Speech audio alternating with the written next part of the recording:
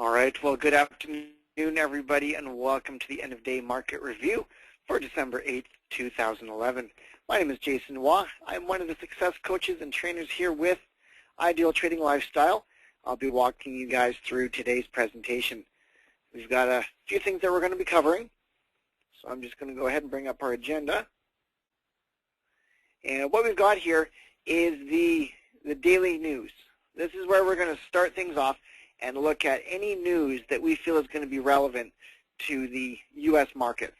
We're going to be putting our primary focus onto the news that we figure is going to be the biggest contributing factor. We're not necessarily going to look at stuff that's going to affect individual stock or even individual sectors, but really right now we're just looking at the big, broad picture. From here, we'll be able to make a decision if we want to investigate any deeper into any companies or any stock. But if we can't meet the requirements on the big scale, then there's no point moving into a smaller scale. And we're going to look at the market outlook. This is going to include analysis on the S&P 500, where we'll be looking for support and resistance levels, as well as identifying the current location of the MACD. We'll be looking at the volatility indicator.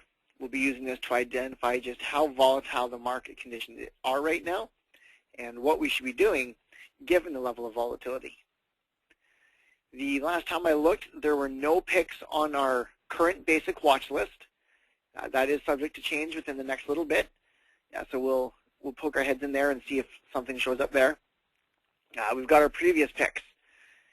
Nothing stood out to us as a good buy yesterday. But if there's some stocks that you guys would like to review, we will be able to do that at later on in the session.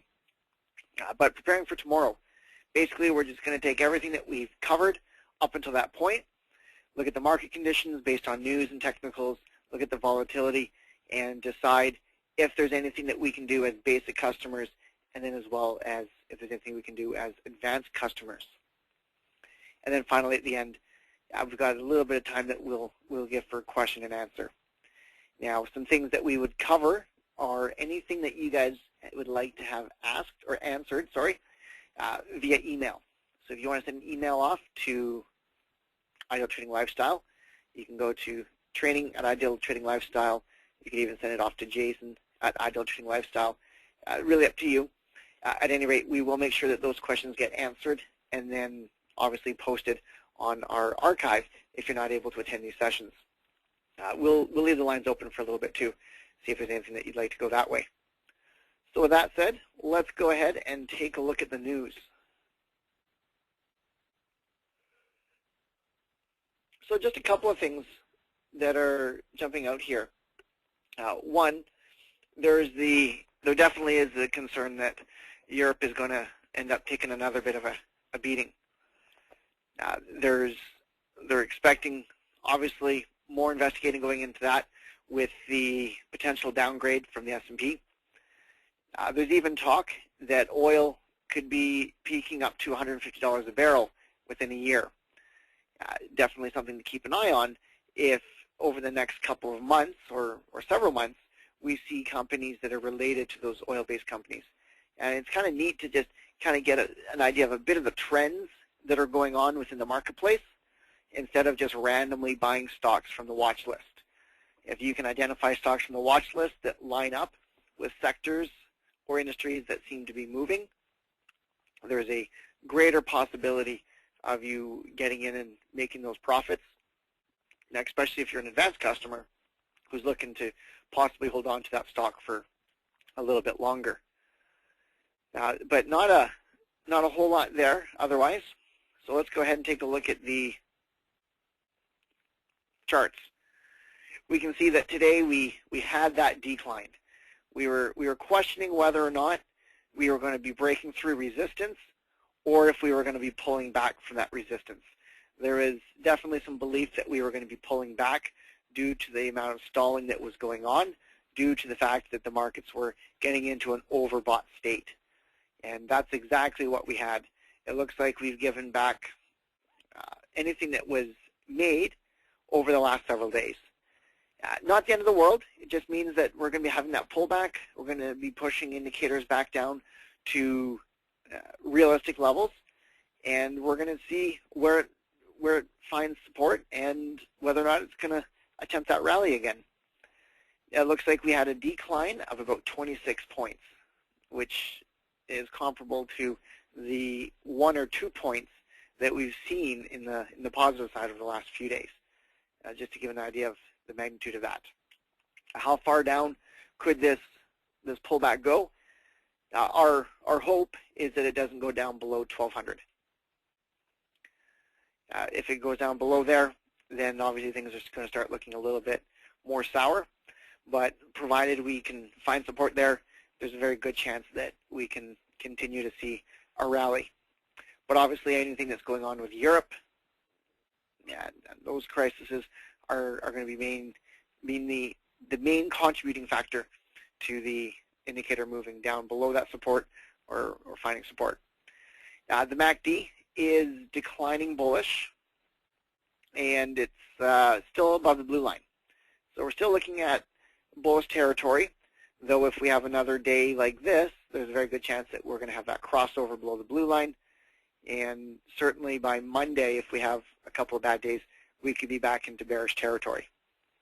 Our goal is though, that whatever's going to be happening happens quick so we can figure ourselves out and get ready to trade. Now, what is this going to mean for us?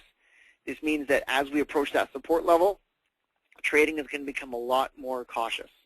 We're going to be making sure that our lot sizes are small, our position sizes are even smaller. Our profit targets are even smaller. We'll sit and we'll see what happens at around 1,200.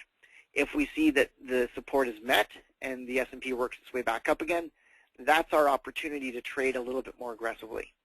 When the stocks that show up on our watch list that meet criteria, enjoy trading those and enjoy the potential rally that could be anywhere from a day to 3 or 4 days. And then again, we start to trade a little bit more cautiously as we approach that resistance level and do it all over again.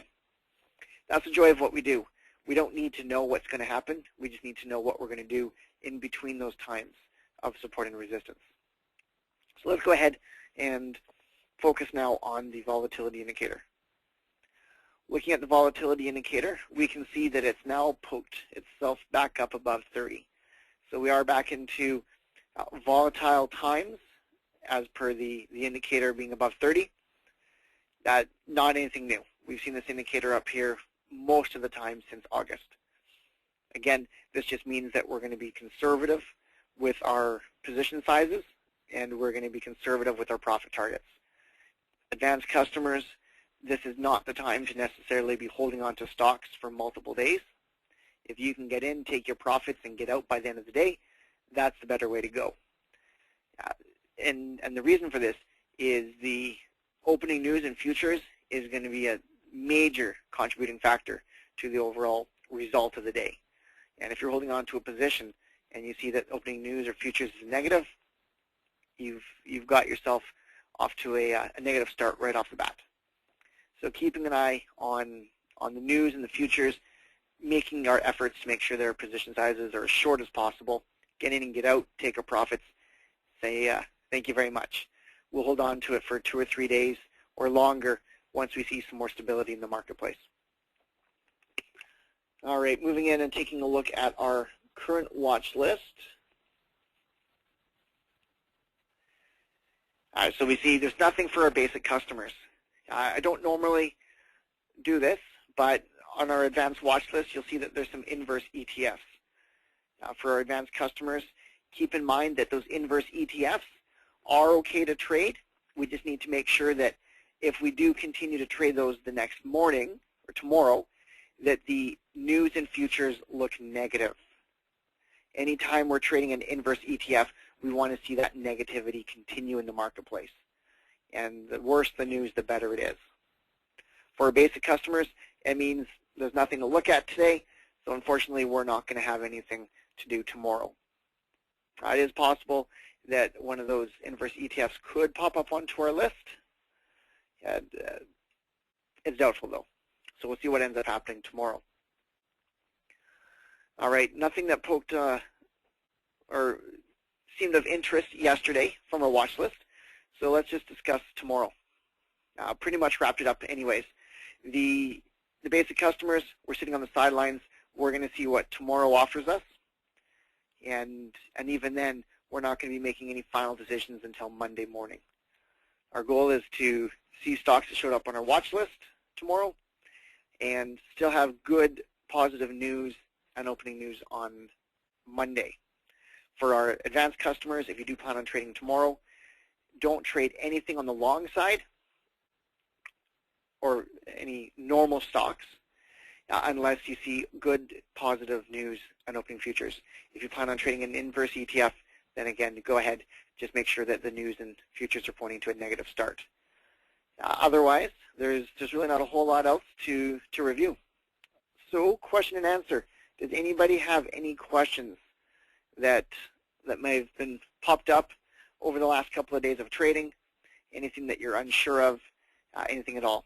And again, if we don't get a chance to answer that question today, mainly because you're watching the archived version of this, send an email in and we'll make sure that we have this questions answered for Friday. So if there's anything at all for those of you who are online right now, if not, we will call it a day.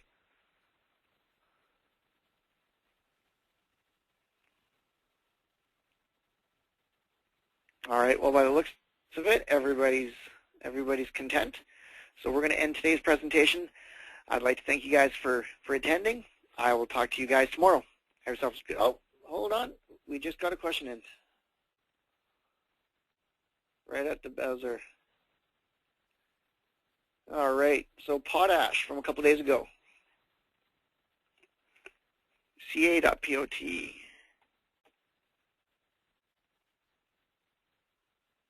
All right, and what day was that on the watch list? I'm assuming that was on the watch list on the 6th. All right, well, let's review this. If I remember correctly, this was on the advanced watch list. Greg, can I just get you to confirm?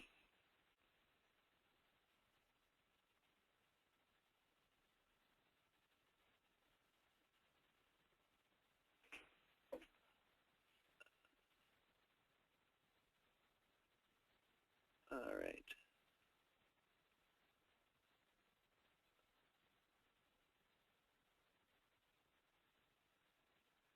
All right. Okay, on the basic watch list. All right. Well, let's see. Let us discuss this. What I'm seeing is white candle, black line is over top of the blue line, though it still was bearish at that time. Let's see what the TSX was doing at that same time.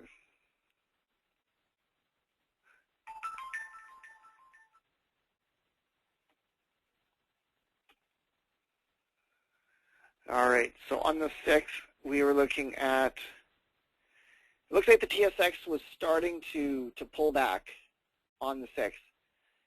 It was bullish, black line over top of the blue line.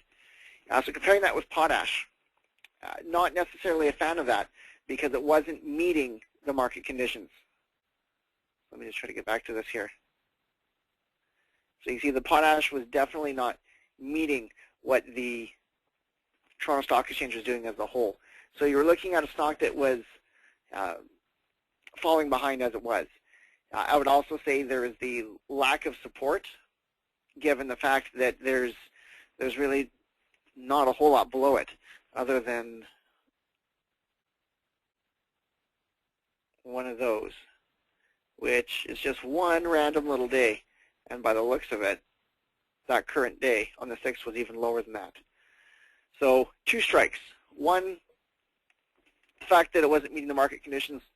2, the fact that it was down at all-time lows in that 6-month window.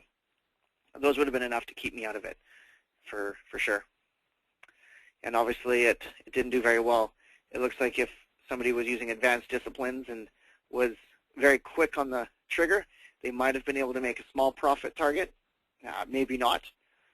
But certainly today would have been a sad day for them, and definitely one that could have been avoided. All right, hopefully that That answers some questions there.